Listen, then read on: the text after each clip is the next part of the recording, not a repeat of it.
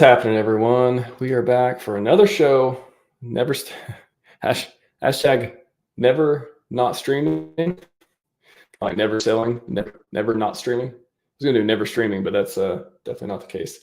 Rebooted my computer. I don't know if y'all caught me yesterday on DeFi Down Under with Jackson and 43 OG, and kept being a little choppy. Had a little problems there, so hopefully, things go well today. I know you'll see the usual internet lag from time to time, but definitely shouldn't run into anything like I did yesterday, which was just robot voice and stuff from time to time. Anyways, let me say hi to the chat before we get into the show. This should be a good one. Got Rags back on. It's been a very long time, and we'll see what's been going on there and talk a little bit about everything. What's up, Fast? Welcome. Godfather J6, how's it going? Paul's challenging Fast to a duel. Very nice. Rick Spitz, welcome. Francis Powell, hello to you as well. And come on, pile in. I know we probably got a few streams going on today because the Liquid will to launch. So we'll try to share your attention and make you engaged enough to watch for at least a few minutes. Without further ado, let me welcome back to the show, Rags Riches. How's it going, sir? What's up, dude? You prefer Brandon or Rags, or what? How should I call you? I don't know, man. Everybody calls me Rags. I'm not gonna rock the boat here, so Rags is good. As soon as I said it, I was like, "That's what I used to call him." But what does he want to be called? What is your preferred name? Yeah, my preferred pronoun, I guess. Yeah, well, we'll just say Ginger. How about that? You prefer post? Wouldn't that be a post? I was thinking of like salutations, like post salutation. Like, what do you prefer after that, Mister? I'm just going to call you Mr. Okay. Just call me Mr. Man. Mr. Man, that's Sounds good. Respectful. How's it going, man? It's been, I feel like, it's either been late last year or earlier this year, but it's been a while since you've been on the show, man. Dude, it had to have been late last year. I mean, it's been a while. A lot has changed. Yeah. It's like a decade in crypto. Yeah, it feels, dude, it really does. It's like Jupiter with high gravity. So, it's been good, man. It's been so interesting to watch the evolution of what's happening with our little group of people on the internet here, and there's been a really big vacuum, and it's interesting to see how people are kind of stepping up to the plate, like you and others, and leading the way and kind of creating this brand new thing from scratch, PulseChain. So it's really cool to watch, man. What are your thoughts on everything? No expectations. Like I've said over time after time, I could go and if I ever disappear and buy that island, then I don't owe anyone anything. That's what I hope to leave on. So no expectations. I will stream as much as I have. But yeah, it is just trying to have utility. We're talking about the green room, man. It's like, that's what motivates me. It's not, I don't monetize. I don't do any other things. Like I don't have anything pushing me, like making me want to get up here and talk, other than I think this is the greatest ecosystem on earth. And I think it has done so much for me in many, many different ways. And I want more people I want to get people excited. I don't want them to be like, oh, this is boring, let's leave. I don't want them to be like confused or not understand or not. I want them to feel the same passion and the same reason, that I came into this and following Richard, getting into PulseChain and seeing all these amazing products we have in the ecosystem. Like I want other people to have that. And it's a win-win. Like if they have that, maybe we all build this thing up and we all win together. And it's this like long-term awesome game that we can play that's healthy and good and not just another, oh, I bought this coin one day and I forgot about that. I got to trade it this next one, the meat grinder. Like, helping people avoid that is what else are we going to do? What else is better to do? I can't think of anything else to do right now, man.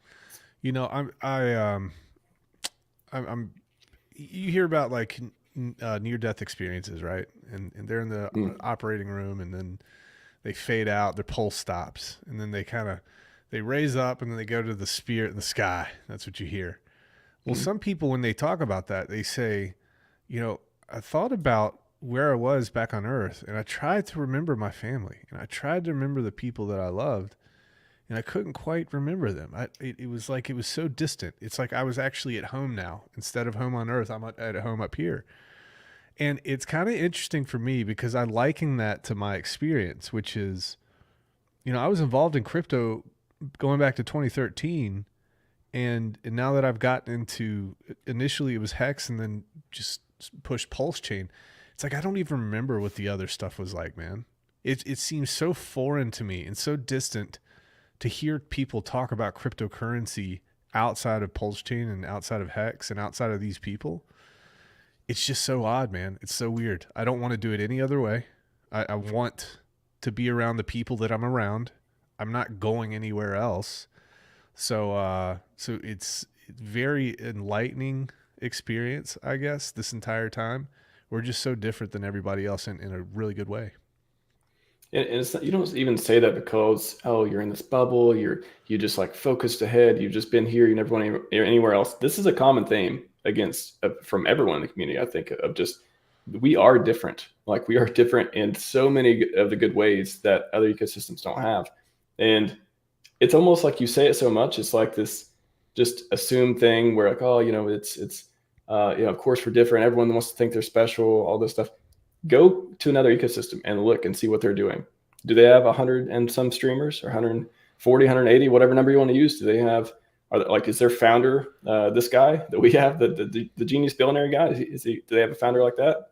Like, what are they doing? What are they believe in? What are their values? There's nothing like this. So if anyone's, again, this is another thing that motivates me, is like, once you find something this good, no matter the ups and downs, the left, right, all this stuff, it doesn't matter. Like at the end of the day, like based on your own personal mission, based on, your investment thesis, based on the community and the people you want to be around, like you said, this is the place. This is the place. And it's hard to zoom out. It really is. Cause you're in the trenches, you're looking at the price and the stuff, all that. And I hope that people, yeah.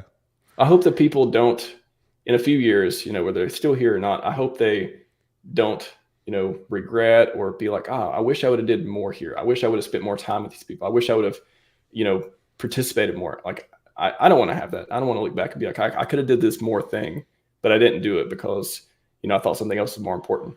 So wait, you're saying that from a personal internal stance. You rephrase that so I understand what you're saying better. I wouldn't want to look back and think there's this opportunity, and I could define how opportunity, whatever it is. It could be price goes to the moon. It could be being able to be a part, build things. Like I said, I've been working on websites and everything else, validator stuff, all that. Being an integral piece to helping people achieve things that they want to do. For me, like that's very fulfilling. So, even if I'm not getting paid for it, even if the price is down, even if it's hard sometimes or whatever it is, I think if I didn't participate in that, I would feel like maybe the FOMO feeling, right? I would be like, I feel like I could have did something that I didn't do. And that's why I'm trying to, does that make more sense? Like I'm trying to express that of everyone else here. Like, do you know why you're here? Like, do you think future you in 5 or 10 years from now is going to be like, I should have, I shouldn't have doubted so much, or I should have made some other decision. Like I'm trying to avoid having those kind of things later on. Yeah. That makes sense. There's so many different things that drive people internally. Sometimes it's money. Sometimes it's, in your instance, it sounds like you really are devoted to just helping others and pouring yourself out for everybody else, which that gives you gratification. But it's interesting that ultimately all of our goals align into this one thing. And it's Crypto Heartbeat. Shout out Crypto Heartbeat. He likes to put it, you're kind of voting with your units of labor, what you believe in and what you trust in. And we do that every day. If you're into Hex or you're into PulseChain or PulseX or into whatever, we do that. And that kind of glues us all together. So I think, unfortunately, there's going to be a tremendous amount of people that have that feeling that says, hey, man, I wish I could have done this, this, and this. But it wasn't for lack of knowledge, was it, man? No, it's everywhere. And nobody does it like us. And I don't think it's a bubble thing, just like you said. I don't think it's a bubble thing. I think it's an enlightenment thing. Okay, so our view is zoomed out. Okay, we can see everything. Everybody else is zoomed way in to their thing. We've been to the far reaches of Earth, and we've got the wisdom, and we have the experiences, and we brought it all here, and then we saw how to do it the right way. And then now there's no other way. other than the right way. At least, at least for some of us. So I like that you were talking about that. I can relate to that quite a bit. I go into these Twitter spaces, man, and it's just absolutely mind numbing. Because you want to shake people and tell them, the person that you're listening to right now is probably going to get you wrecked. But then you're going to get kicked out real quick. So you just got to build relationships. And I think you got to lead by example. Streaming is a really strong way to do that, leading by example. And I think you are an example of that. What do you think? Oh, I mean, I don't take compliments very well. I just I don't either.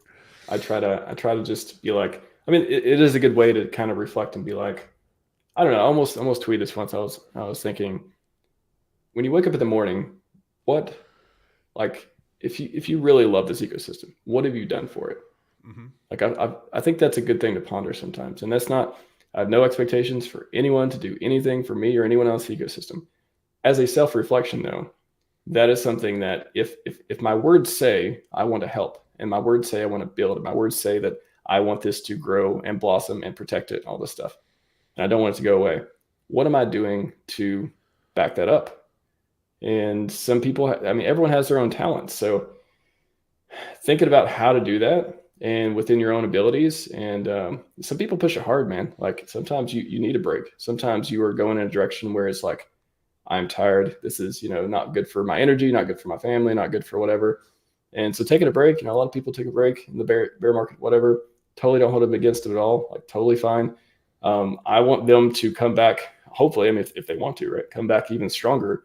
And as a collective unit, when we do kick off the next, when and if we're lucky enough to get the next cycle. And but I think that's just the question. I think it's important if you feel like you want to do more than just. I mean, we need one of everyone. We need people on Twitter talking about stuff. We need technical deep dives. We need people, out there promoting and using all their talents. But at the end of the day, at least for me, I want to look back and be like, wow, I really made a dent in stuff. And it wasn't, I took all the talents that I have and made them into something.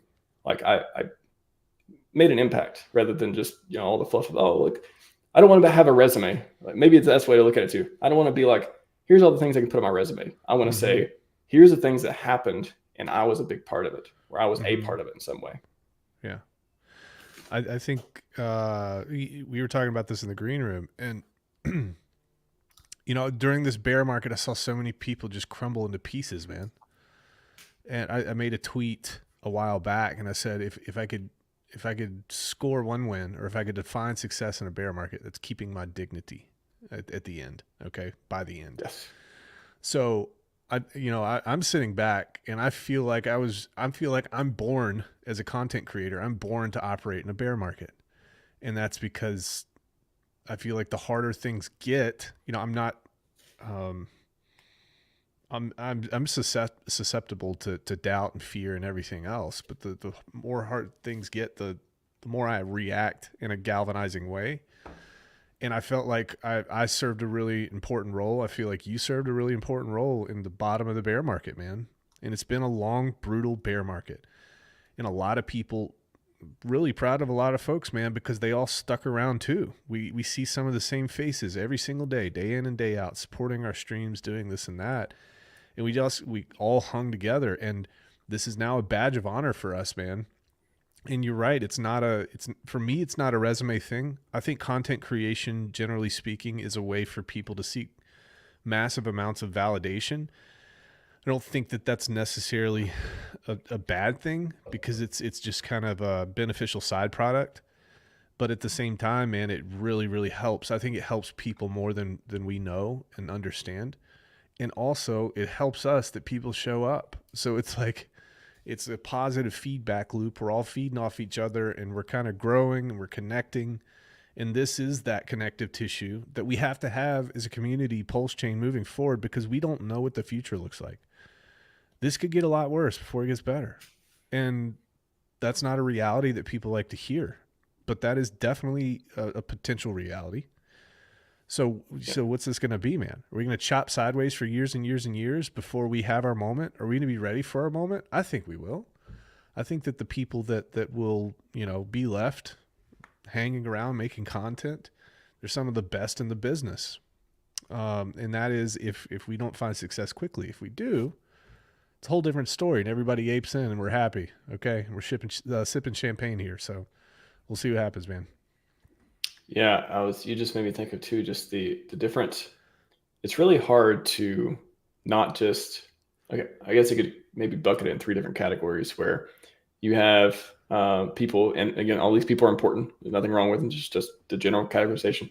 You have like people who mostly, I mean, they don't really think a lot about things going on. They just maybe parrot other stuff that's happening, or like usually in a good way, like, not critical thinking, but just, hey, no matter what, everything's fine. So like parroting in that way, in a respectful way of parroting, just like, hey, don't worry about it. It's all good, that kind of thing. And then you have people who they are maybe reactionary, you could say, of like, wow, this thing happened. This is really bad. Tell me why it's not bad. And they're just like, they need that kind of like, hey, this looks bad. Like the kind of non-committal, maybe they've been around for a while, or they're looking for a reason to get out, or they just have, for whatever reason, they're just reactionary to things. I think it's really hard to be the other category, which is what I try to be. I'm not perfect with it, but I try to be that. It goes back to first principles thinking, being more analytical than reactionary, that type of thing, and seeing things for how they are. And just being like, hey, here's the thing that happened. Here's what I think about it. But, there's still this way forward, or, hey, maybe it does get worse before it gets better. Yeah. And just saying that in a way that I think it's annoying to me when people would describe that as FUD, because I think information, you don't need to equate information with FUD. It just because it's bad information doesn't mean it's FUD, or just because like bad as in not making your bags go up or whatever it is. So that's why I was talking to you too. I was like, I really appreciate you having the conversation with the lawyer on the RH stuff a few weeks ago, because even though that is something that is hard to talk about, people get emotional and all this stuff, it is a conversation that is informational. It informs people, and then they can decide what they like it, they not like it. Regardless of how you take it, it is informational and good to know, good to hear, good to get that kind of perspective. So I think that's extremely hard to do, and what I try to do, and that's what I hope to see. Again, we need one of everyone. We need people who just retweet things without looking, and we need people who like ask the hard questions, and maybe they're a little sad about it or whatever. But I think maybe inspiring or helping more people say, hey, you can talk about something without it being FUD, and really help people better understand it to make better decisions. And I hope the next generation of streamers, or the people who join us, or if we have a bull run tomorrow, we're able to that is a more prevalent and more like heavy hitting section than it has been before. Because I think that's when really smart people see that, they want to tell their friends about it. And so we want the more smart people. We want everyone. We want the dumb people, smart people. We want the libertarians. We want the Democrats. We want the Republicans. We want everyone. But if we can build up our best and brightest, and the people who are attracted by that kind of thing, man, our builder, you haven't seen builders. We have enough builders now. We could turn that into so many more if they see smart people talking about smart stuff, that kind of thing. You're telling me, man. I mean, there's so many different directions to go with that. I wouldn't say that I want massive amounts of Marxist, progressive, socialist liberals, but maybe we could have them around to re-educate people. I don't know, man. Because here's the thing. It's difficult for me not to bring in that aspect of what's happening. I talk about it obviously a lot on my channel all the time. It's very important to me.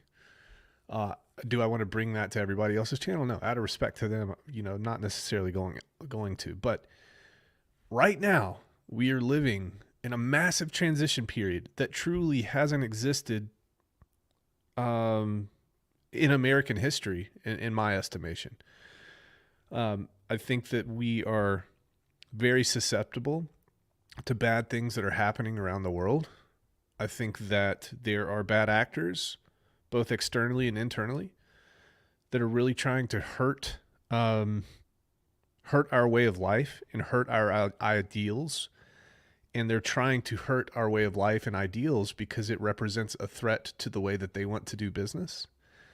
So PulseChain to me is It started out just, it's cool. It's an opportunity. You got cool people and this and that. And now I'm seeing the big picture here. It's like nobody else in crypto is doing what we're doing right now. Nobody else. And I wouldn't be able to say that to anybody outside of this ecosystem and have them believe me.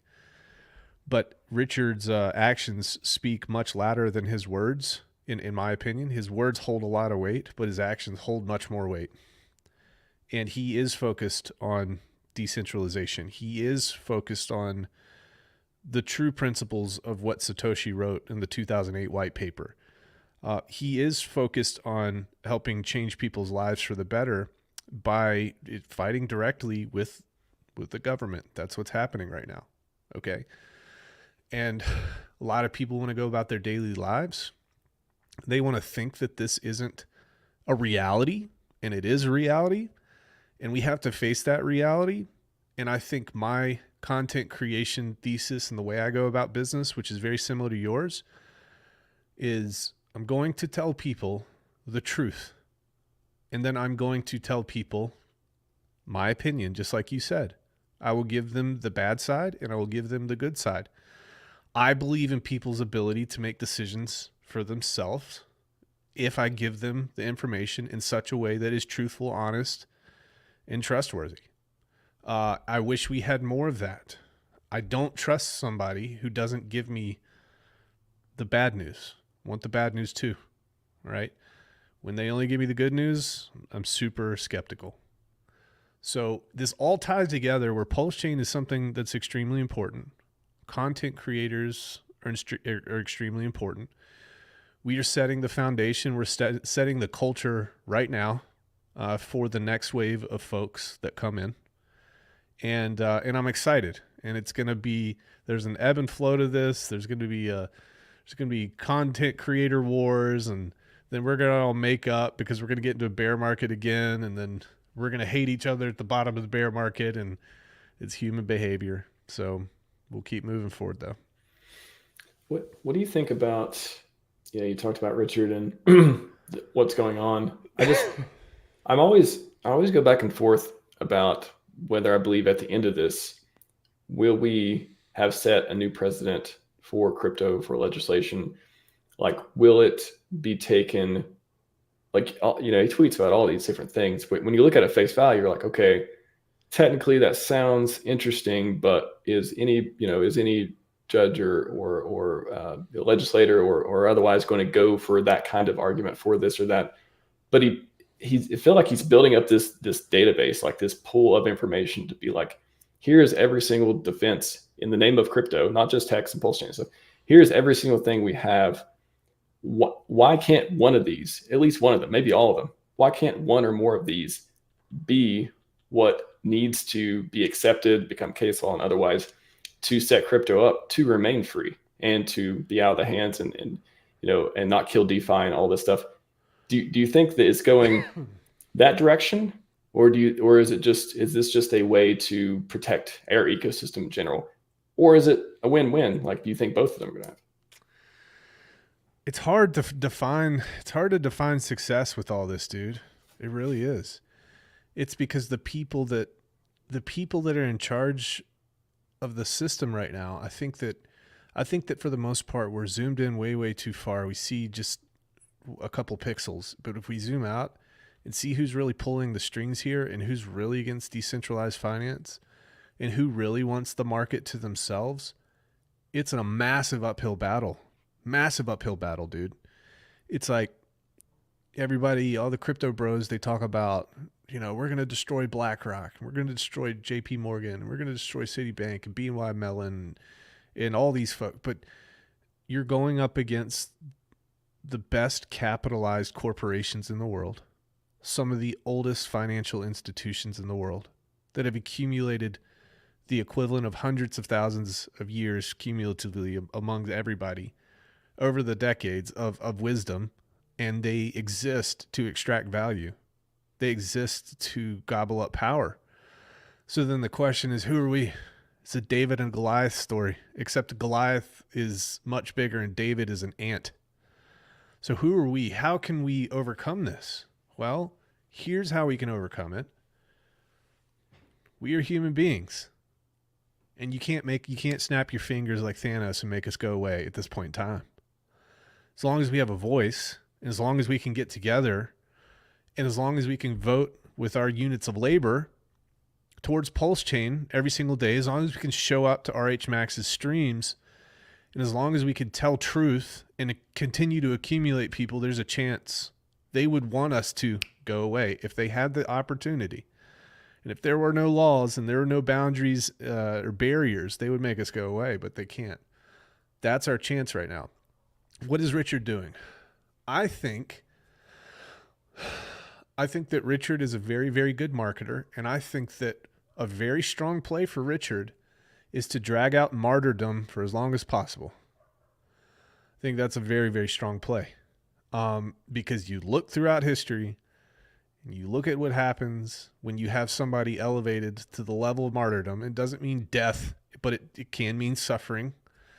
I think that if people see that struggle between Richard and the federal government or governments from around the world, if he can drag that out and bring attention to it as much as possible and make the process long and arduous from an administrative standpoint with regards to the government, I think that that can only do good things for him.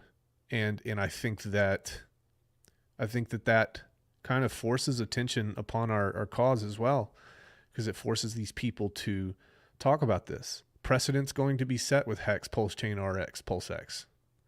And this precedent is going to affect other people here in the future, or cases that are going on right now.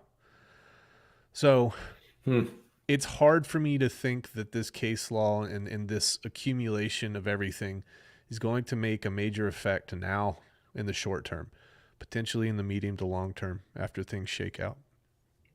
Is that I guess my question on that would be, is the best we can hope for is that we don't, I feel like there should be more checks and balances here, but I know how much money has influence in the system. I'm trying to rationalize around our best shot is to be, I guess, okay, you talk about divining success and stuff too. Would one successful situation for our ecosystem, even not even crypto, just for our ecosystem, is to not basically get in the way of the bug eaters, is to like be the things we're pushing back on, they leave us alone because they're not important enough that they don't need that particular capture area. Is it like this is going to, they're going to own a big part of things, but like as long as we're not in that their biggest profit making buckets, it's, we can win this type of thing. I think that, I mean, that's a good question. I think that success is staying alive. The first and foremost. I mean, that sounds pretty crazy, but it's true. We need to stay alive. We can't let this just wither away on the vine. We get, the harder things get and the more bleak things look, we've got to double down our efforts, and we got to keep pushing harder because they just want us to go away.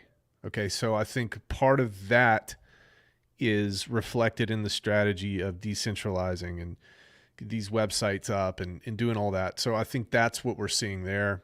It kind of hedges against legal activity, and it helps us stay alive. The other part of this is, we're probably just a blip on the radar right now.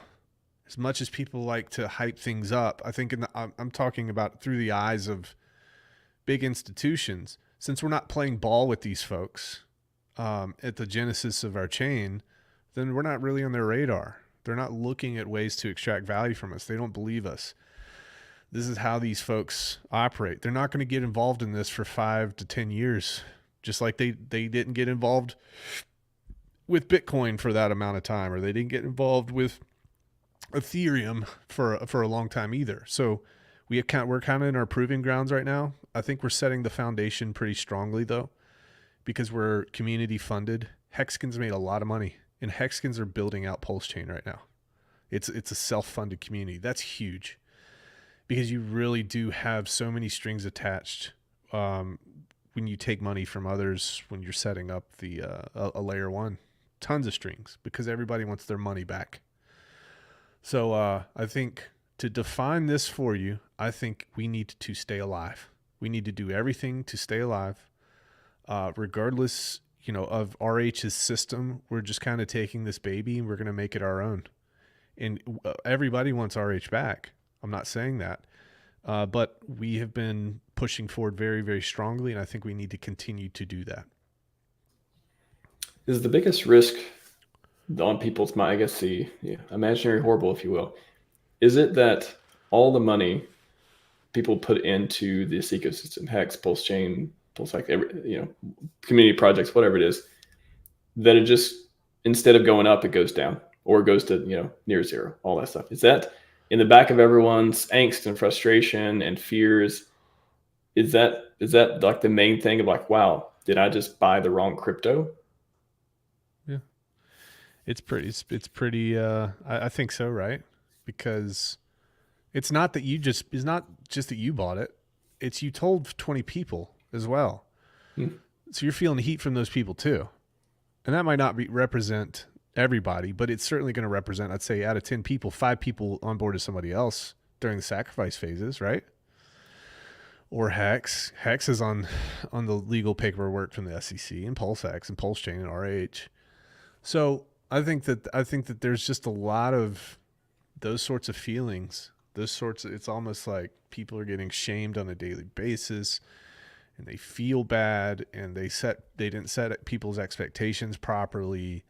And I think a lot of that's happening right now. What do you think? It doesn't really occur to me that that's even possible. And I don't say that in the cult way. I don't say that because I'm in this thing. I say that as I can't think of any reasonable explanation for why we wouldn't be successful, even if SEC stuff goes on for a while, even if blah blah blah happens, even if we got another leg down. I can't come up with an accurate explanation for how the community could dissolve. I think it would take a long time, and we'd have to have the worst, knock on wood, the worst stroke of luck of anything, and like there would have to be better products come along. I mean, again, the people who like Hex, they like Hex because it's amazing and it does what they need it to do. It's not because it's the flavor of the month. So I think we're just built so strong top to bottom. It's not even a rational thought for me to think, oh, I bought the wrong crypto. That's why it feels like an imaginary world. That's why it feels like, man, like it feels like it would be like a dream, a nightmare dream, but it would be like, that doesn't even sound possible. Like a dream in a sense of it's not even, you say like you dream about something, oh, the opposite's going to happen. Mm-hmm. If I had that nightmare, I would be bullish. Mm-hmm. So you're saying that in your mind, you see no way that we can't be successful. That's what you're saying. I can't, if you were to ask me, come up with the steps and the things to happen from now on, mm-hmm. that would bring us down. Mm-hmm. I would have a hard time doing that in a rational approach, not just because I love this place and I love everyone and all that stuff. I could put that aside and just be like, how would that actually happen? The things that would have to happen for that to occur would be so wild that it wouldn't even make sense. So answer the question that you asked me, which was, what do you think's on people's minds right now? What's the highest level of FUD that's circulating through their heads? I would put it into two different categories. So one would be the new people who are kind of pedestrian. They came across the stuff. Maybe their friends are into it. Maybe it's their top 5 crypto that they've been following for a while. It's on the list of things to be on crypto Twitter about. They got a couple YouTubers they like. Those people, if I were to speculate, probably are thinking, wow, I'm glad I didn't put that much into this thing. I'm glad I didn't sack too hard. I'm glad I didn't, I was going to buy the other day, but now this other thing that looks better came across. I'm going to be more into that. So I think they would just spend less time and energy. They would still be like one foot in, other foot out, sort of, hey, pedestrian, right? The other category, which goes much deeper in the community, people have been around a while, you, me, and all the different people who were here with Richard and streaming first and all that stuff. The places where it runs deep, especially, if you've onboarded a lot of people, it goes into a place where I think maybe they're questioning, did they join the right community? Like all the things they said, did they actually believe them at the time, or were they just caught up in the moment? Mm-hmm. That kind of doubt starts coming out. Like the people who were streaming, when Hex was up 50 cents and like Richard was making streams a new all-time high like every week. That kind of thing, it is easy to get lost in momentum and be like, well, this thing's just never going to go down. And then if it goes down, and then you get hit with more stuff and then more bad news, and then, oh, that was supposed to be good news, but actually it turned out not to be so good news. And a few months later, all that stuff. Talking about PulseChain launch, by the way. It did a 2.5x, by the way. It did 2.5x, however, down afterwards. Those kind of feelings, I think, are different than the people who are kind of halfway in, halfway out. Oh, I'm going to go follow this new crypto. I can get out anytime. Versus the people who have been around so long where it's a way of thinking. It kind of threatens your, identity, if you will. Like maybe think about it like that. It threatens like this was the thing I thought was true. Is it still true if you get that far down? Yeah. Yeah, it's people do it. So I've seen existential crisis happen. I've seen people's minds pop and their souls pop because they've been so attached to this, and they've been so attached to the war drums. They've been so attached to all these things, and now it's just kind of crumbling, and they have to. Some of these people have to reinvent who they are. That sounds crazy, but it's true.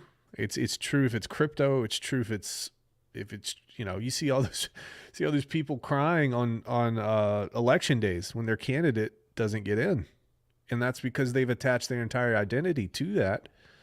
And it's the same with this. Same with this community. Same with this organization. Same with these people. This person that people look up to.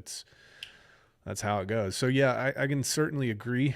I can certainly agree with your synopsis there. And this is coming from the RHMax as well, right? Like I am intentionally extremely measured. I'm intentionally like, I love this place, but like I try to see, we talked about this before, like seeing things as they are and giving the objective approach instead of like, literally when I see green candles, I'm like, I want to get excited, but I try not to get too excited. Yeah. And that helps me when I see red candles. I don't even care. I don't care when I see red candles because I'm not jumping out of I'm not, I'm not on the rocket ship to the moon when we have green candles. So that helps me not be, the opposite of that when we have red candles. So isn't that so it hard? Is a very deliberate approach. It's so difficult too, man, because you want to jump up and down, but you learn from experience. It's like this could be 100% candle one day, and then we just get wrecked the next. A whale comes in and slashes us, destroys our hopes and dreams. I thought whales were good. They're like, whales are really good one day. Everyone celebrates them. The next day, I hate all the whales. Yeah. So let me ask you a question. Sure. So your channel name is RH Maximalist. And why do you talk to people like me? Why do you talk to people that have other projects that aren't Hex? What's your reasoning and kind of what's your logic behind that? Yeah, great question. And you won't offend me, by the way. No, there will be, I don't think anything I would say should offend you or anyone else I have on the show either. The very top, I'm an RH Maximalist. Maybe this gets confused or otherwise. For his ideals. Okay. Not for his products. They're an extension of it. So sure, you can sort of include them, but his ideals. That's why on the channel, I talk about, freedom. I talk about, I'm a pragmatic libertarian. I talk about that. I talk about Scivive. I talk about longevity. I interviewed Aubrey de Grey and all these different people. His ideals come first over everything else. I think he has some of the best ideals in the world. That's why I think he is a force for good in the world, and he wants to create other people like him to do similar things and take whatever they want to do and go take the money they get from, hopefully they get from investing in the stuff that he's created and go make it real life. So his ideals are first and foremost. His products from there just make sense because a lot of the products come from those ideals. Mm-hmm. So if you're building, if you love the person's ideals, and then they build products that take that and they monetize those ideals in a way, monetizing time lock of money or time value of money, all that stuff, that just seems like a no-brainer as well to keep. Okay, I like that kind of stuff. Now we get to the everything else. So the community, Richard's talked about too, community, the most important thing. I've tried to have rational debates around what's more important, community or code. It is so hard because you need both. So when I see the community, especially building things or having or talking about the ideals that I like or otherwise, then I don't have to like everyone's product. But if I like the ideal from it, or I like their product because it's a blue, it's building on the blue chips, it's helping Hex, it's helping PulseChain or otherwise, then I think those are discussions worth having. And it's actually counterproductive to not have them because your audience broadens and it's not taking away, at least for me, it's not taking away from his ideals when you talk about either products built on those ideals or blue chips or just people who believe in the same thing. Mm-hmm. So that's why I'm not a Hex channel, I'm not a PulseChain channel. The tagline of my channel is become a better version of yourself in the DeFi and crypto space. I want everyone to hear the ideals that I've learned from one of the greatest people alive, I think. I got a few I like. I like Elon too, and a bunch of other people, but Richard's on the list, man. And I want them to see the products that came from it and then decide for themselves whether they like it and they want to participate. And that includes a lot of stuff in the community. I don't talk to anyone. I don't have every single person or project or whatever on the show. And a lot of them I'm not a fan of, and I'll probably never talk about. And that's totally my prerogative, just like their prerogative as well. But if you have similar ideals or you have products that I think help the products build on his ideals, it seems like a no-brainer to not, help promote and popularize those types of things. Good. Has anybody ever asked you to kind of define things like that before? Because I think you spoke very well. Oh yeah. Yeah. I mean, if you search RHMax, shoot. I mean, if you just look at I was doing back in the hard days in January, February this year, I was doing RHAMAs. Richard, I did like 4, 5, 6, 7 RHAMAs talking about him, his ideals, my perspective on him. I've had, over the last couple of years or so, I've had people say, comments like, "Oh, I thought you were RH Maximus. You should change the name of your show." I don't understand. And I'm like, I don't know how else to explain it other than to say it's not for his products, it's for his ideals, which his products are an extension of. And I can't help but think to do anything else but help the community grow bigger by helping people or talking to people or promoting people who are furthering those ideals. It just makes sense. And prior to RH, who did you look up to in this way, out of curiosity? Dude, I think I got super lucky as when I came into crypto 2016, I wasn't in it but maybe a few months. And the story is a friend, I was having a party. A friend came to the party and said, "Hey, have you heard of this Richard Hart guy?" And I was like, "No, he's a Richard Hart guy." He's like, "Oh yeah, he's a Bitcoin maxi, and he keeps talking all this stuff about Ethereum, how it's all bad and all this stuff." And I was just intrigued by that. I went and watched all the self-help videos. Like, "Whoa, that was really interesting." So it was just in crypto, at least, he was the person. I'm trying to think of it even outside of crypto. Was there a person outside I really of crypto looked up to? too? Yeah, like who'd you look up to back then, man? There wasn't. I don't think there was anyone that I can think of before him. So after him, I mean, I like Naval Ravikant. I got much more into Elon and a lot of his philosophy and ideals and stuff. Peter Thiel, a lot of that. But that's been the last few. I mean, I've been following Richard since 2017. So before that, who did I look up to? I don't know, man. Was it Limp Bizkit? I mean, you got the hat on backwards and everything, dude. Come on. That's true. That's true. I do got that's my brand. It's my brand. Dude, you need to get a little stud right here in your ear too, man. Come on. You know what? I thought about it. Would it go with the AirPod, a little white one? I don't know. I don't think I've ever thought about, 7 or 8 years ago, who was I? Probably no one nearly as awesome as the people I look up to now, which is Richard, Peter Thiel, Elon, Naval, Sam Harris for a lot of mindfulness stuff. I don't think I've when I first started streaming too, I kind of went through this of talked about my health, wealth, wisdom journey of just being able to just spend so much of my time and energy consuming other content that would make me better in different ways, learn about investing, learn about philosophy, spirituality, different things. So yeah, before then, I don't know. I was a know nothing, I guess you could say it like that. Well, yeah, I think I don't know, dude. I think as a young person, I didn't really look up to many people, man. I didn't really start being able to see people outside of my small field of vision until I started creating a life that was comfortable enough for me to start looking up, because I've been looking down or straight ahead the whole time, you know? So, it's interesting. Made a post yesterday about Elon Musk. I've done a lot of streams on Elon Musk, like investigative streams, like research, and I dug into his Twitter and I went back and I've seen a lot of stuff about the guy. And I said, listen, I know that there's a lot of people in this community that are massively skeptical of Elon Musk, just like they're massively skeptical about everything. Rightly so. Okay. It's hard to trust anything in this world. But in my mind, you can't deny a series of actions that have taken place over the past like 15 to 20 years with Elon Musk that says that, you know what, enough is enough. He's tired of it, and he's standing up and he's saying, hey guys, I'm going to be the person that puts everything on the line for humanity. It sounded cheesy at first to me. I'm not going to lie. Okay. But now it's like, well, wait a minute. Maybe he is doing this, and maybe he is risking a lot. And maybe he is the right spokesperson to punch these people in the mouth. So I'm hoping that's what's happening right now. I hope so.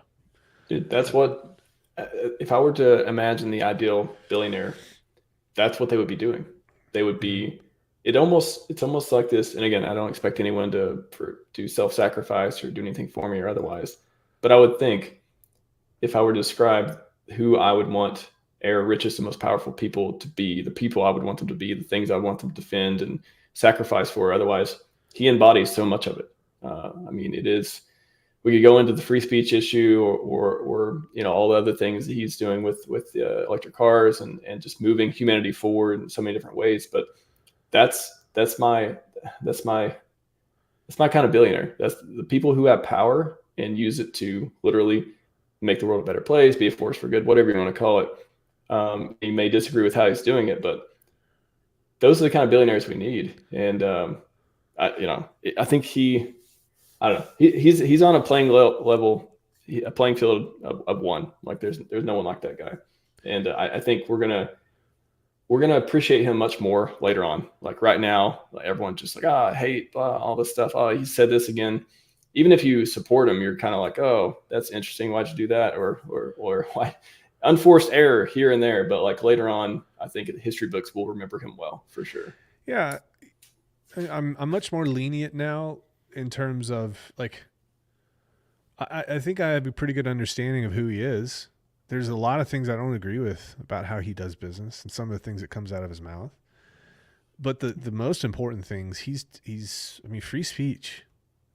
This is a gift, and this is a gift that can be taken away, and it is being taken away all over the world.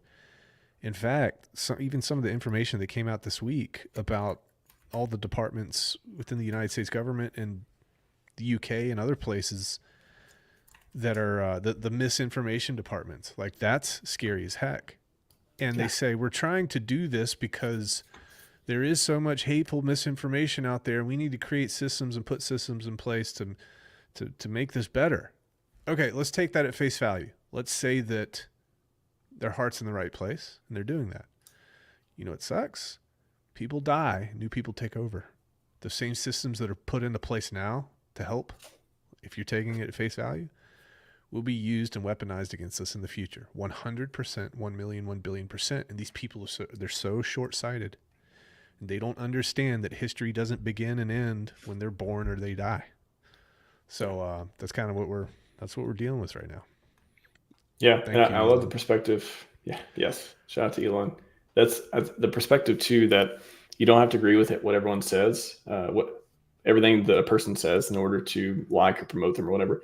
I'd say the same thing about Richard too. It's like, I don't like everything. I've criticized him constructively a lot in the last couple of years I've been streaming, for example. And that's okay, because most of his ideas I agree with. Some of them I don't. He talks about guns, or he talks about not living in America or whatever. I don't agree with a lot of stuff. Sure. I just don't. But that doesn't matter. It doesn't matter. Like I agree with almost everything else. So that's the cool part.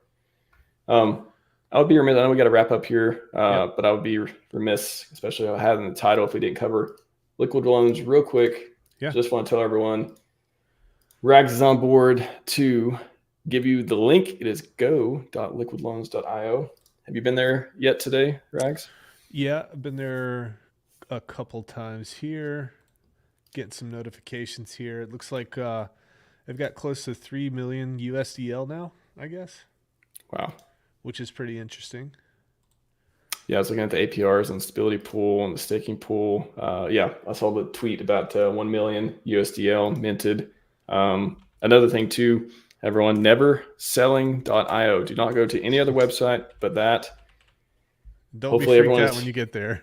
yeah. And when it doesn't look like, just because it doesn't say, just because it's not like claim.liquidloans.io, or just because there's not a Liquid Loans logo here, although there is one with the favor icon. If you look at the top thing, there is a thing there. Just because it looks like a generic deal, as far as I know, as far as we both know, I've seen people tweet about it. I couldn't verify on Telegram myself because I couldn't get in earlier because maybe they weren't letting people in because of bot attacks. And I don't know, pure speculation. But this is the place where if you sacrifice for Liquid Loans, you can go here, connect your wallet, and then it'll have once you connect it, it'll say a bunch of stuff about if you're able to claim, or if you kick the can down the road. As far as when you sacrifice, you could choose different lockup periods and stuff. But this is how you do it. You click the deal. Actually, I'll do it here and see if it'll actually show stuff. So yeah, if there was anything, if you sacrificed, it would have like a bunch of different months and stuff here.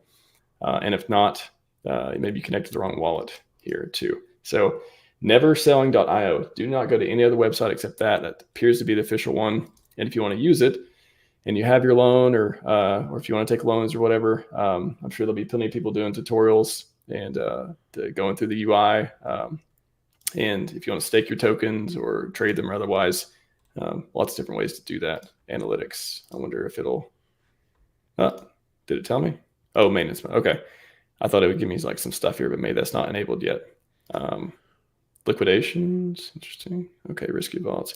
Yeah, cool. I might play this more myself. But yeah, Rags, briefly, like what excites you about Liquid Loans, and what does it do for PulseChain? I'm excited to see what they do with okay, so it gives us extra utility, which is cool. All right. This is just for those people out there in the crypto world that look for protocols that do something. They can look at PulseChain. They'll be able to see Liquid Loans. They see that it's fork of Liquidity. Liquidity is very well respected all over crypto. So we have exposure to that now. The other cool thing is, again, Hexicans are very, very well capitalized. The question now becomes, they've got a bunch of money that are sitting in their coffers. They've launched Liquid Loans. And I tend to remember, when I was interviewing these folks, it's like, hey, that money could be used to advertise PulseChain and advertise Liquid Loans and bring more people into this thing. And that's not an action that Richard Hart can take. That would be an action that other people need to take. So I'll be interested to see kind of how that plays out. And the same goes for Earn Token, which is collateralizing PLSX. They've got money too. So let's see what happens with that. It's another sync. It's another Pulse sync. So that's good. Your Pulse sits there. You don't have to ever sell. So there's tons and tons of benefits here. Tons and tons of benefits. It's a professional looking website. It looks like good DeFi, and it's a stable coin. So it's liquidity. So that's really, really strong too. That's important, I think. So it's finally here. Yeah, this is I got a video too. I talked to Jesse the other day, and he said, yeah, he thinks it's going to launch this week. It did launch this week, and Power City probably sometime after that. I'd imagine, so yeah. I'll be looking out for that. December Power City launch should be interesting if all goes well. And December 1st, happy December 1st, everyone. We're almost Christmas, almost done with this year, man. That's wild. Speaking of this year, what do you take us out on that? What are you looking forward to 2024? Are we all going to get rich in Lambos and crypto things come by? Hell no, Matt. We all work for JP Morgan. And yes, JP Morgan. We're going to be eating bugs in a factory somewhere. We're going to have things plugged into our brains. And yes, ma'am, no, ma'am, yes, sir, no, sir. That's what's happening. So what's actually, dude, 2024 is going to be wild. Okay. Here's why 2024 is going to be wild. The Federal Reserve is going to do something, and that's going to cause something to happen. It might be really good. It might be really bad for a while. You've got the elections. You want to talk about potential for civil unrest? Well, that's there. Okay. The markets, we're at war in the Middle East. We're at war in Ukraine. I mean, things are weird. 2024 is shaping up to be kind of weird, kind of crazy again. But hopefully the markets pick up, and because when the markets pick up, man, it's for some reason everybody in crypto Twitter gets really happy. I don't know why. Why do you think? I think that they get happy about not having to have that McDonald's application, and they're putting the Lambo. They're already at the Lambo dealership, and Yeah. I, I'll lease a Lambo. I'm not gonna buy one. I might lease one for not a financial week. advice, but leasing seems to be less committing than putting a down payment. Exactly. Lock it in. Yeah, those we even talk about interest rates. Whew, Yep. 2024. Yep. Interesting. We'll Man, see. great conversation. I'm glad you come back on, and yeah, we gotta have another one. I thoroughly enjoyed it. I'm glad we got into the topics we did, and it's glad to have you in the community, man. Dude, likewise, man. I watch you from afar. I watch a lot of folks from afar, and you're killing it. And like I said, man, your brand is going to be very, very strong moving forward when retail apes in. So you get a lot of followers. You got great content, dude. Well done. I don't know. I don't talk about JPEGs much, but we'll see. We'll try to sell them on some true DeFi next time. Well, you got some friends that do some JPEG stuff. You get Sloth on here. He's about to launch some JPEGs, I think. Yeah. That's true. Sloth, we'll get Sloth and Gerardo back on. That's true. Yeah, there are better and worse JPEGs. I'll say that. Yeah. All right, everyone. That's all we got for you today. Yeah, where can people find you, Rags? At R2R on Twitter. Yeah, R2R on Twitter, R2RF on Rumble. We just stood up Rumble. That's been going pretty well. And then nice.